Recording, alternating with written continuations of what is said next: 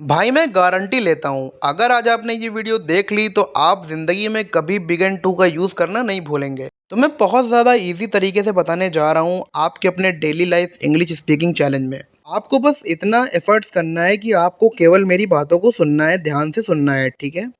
तो अब जो मैं बात बोलने जा रहा हूँ, उसको बहुत ध्यान से सुनना। अगर किसी सेंटेंस में लास्ट में लगा, लगी, लगे आता है, अगर आप कभी भी हिंदी बोल रहे हो उसमें कहीं भी लगा, लगी, लगे आता है, तो वहाँ पे बिगेन टू का यूज़ होता है। अब चलिए भाई लोग, हम लोग डेली लाइफ एग्जाम्पल के हिसाब से देखते हैं, वहाँ पे हमको और अच्छे से समझ में आने वाला है। तो अगर हम अक्सर ये बात बोलते हैं कि मैं हंसने लगा, यहाँ पे लगा आ रहा है, मैं हंसने लगा, तो इसकी सिंपल इंग्लिश जो होगी वो होगी आई बिगेन टू लाफ। इसी तरह का भाई लोग एक एग्जांपल हम लोग और देख लेते हैं। हम अक्सर ये बात बोलते हैं कि मैं खाना खाने लगा, यहाँ पर भी लास्ट में लगा आ रहा है, तो इसकी इंग्लिश क्या होगी? आई begin to eat food.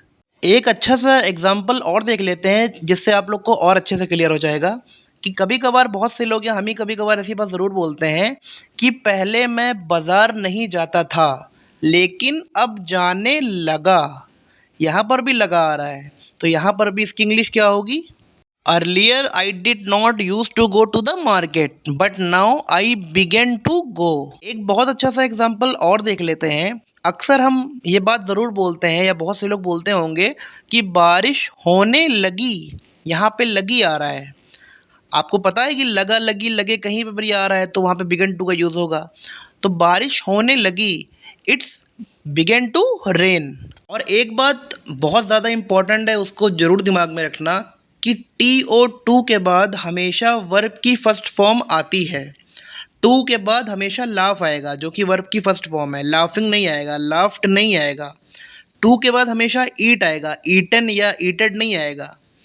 To के बाद हमेशा गो आएगा, वेंट गॉन नहीं आएगा, ठीक है? याद रखना, टू के बाद हमेशा वर्ब की फर्स्ट फॉर्म आती है। तो कुछ इसी तरह से हम बिगन टू का यूज़ करते हैं। इससे पहले मैंने अबाउट टू का यूज़ करना बताया है, वाइल का यूज़ करना बताया है, ठीक है? आप उसको चाहिए तो देख सकते हैं। और भी बहुत सारी वीडियो इसी तरह से आने वाली है। मैं बहुत ही ईज़ी तरीके से आपको इंग्लिश बताऊँगा। इंग्लिश हमेशा मैं हमेशा जो बात बोलता हूँ कि इंग्लिश हमेशा बोलने से आदमी सीखता है। इंग्लिश कभी भी ग्रामर से नहीं सीख पाओगे बोलना। Subject plus object plus verb plus ING form, इससे कोई इंग्लिश नहीं बोल पाता है। इंग्लिश लिख जरूर लेता है, ठीक है? तो आप इंग्लिश बोलना चाहते हो तो आप ऐसे ऐसे वर्ड पकड़ो जहाँ पे आपको एक मार्क दिखाई पड़े। और हमेशा एक चीज़, जब भी आप ये चीज़ बोलोगे कि लगा, लगी, लगे, कुछ भी आप बात बोलोगे जहाँ पे लगा, लगी, लगे आएगा, आप तुरंत चीज़ समझ जाओगे कि कहीं न कहीं हमने पढ़ा था कि कहीं लगा, लगी, लगे आ रहा है, तो वहाँ पे बिगन टू का यूज़ होता है। तो सिंपल आप बिगन टू का यूज़ करके इंग्लिश बोल दोगे, ठीक है? तो अगर आप वीडियो में कुछ सीखने को मिला हो, अगर आपको वीडियो में कुछ अच्छा लगा हो तो वीडियो को लाइक कर देना, वीडियो को शेयर कर देना, चैनल को सब्सक्राइब कर देना। Thank you.